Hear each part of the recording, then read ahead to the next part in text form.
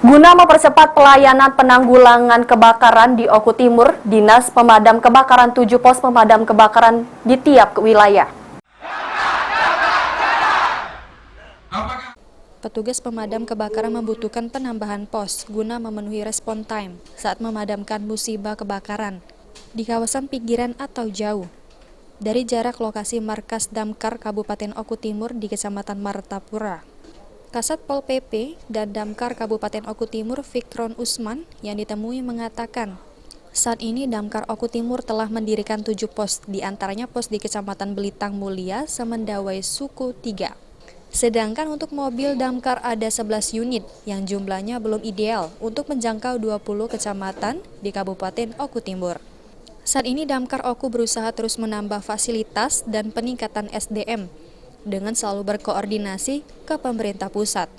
Jadi untuk Damkar Oku Timur itu saat ini ada 7 pos.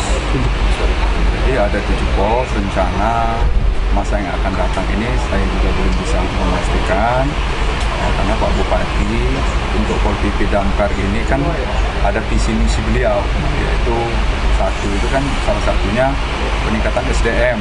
Itulah kita sering melakukan diklat, diksar baik secara mandiri maupun secara APBD kalau memang anggaran tersedia. Dan juga untuk damkar kita ada sekarang 11 unit.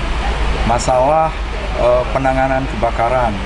Penanganan kebakaran kita asal cepat melapor itu langsung kita tindak lanjuti.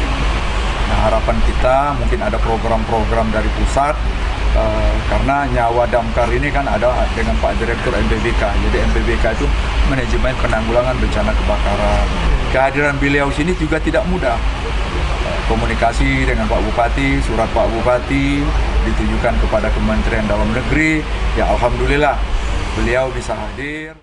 Aji, PAL TV.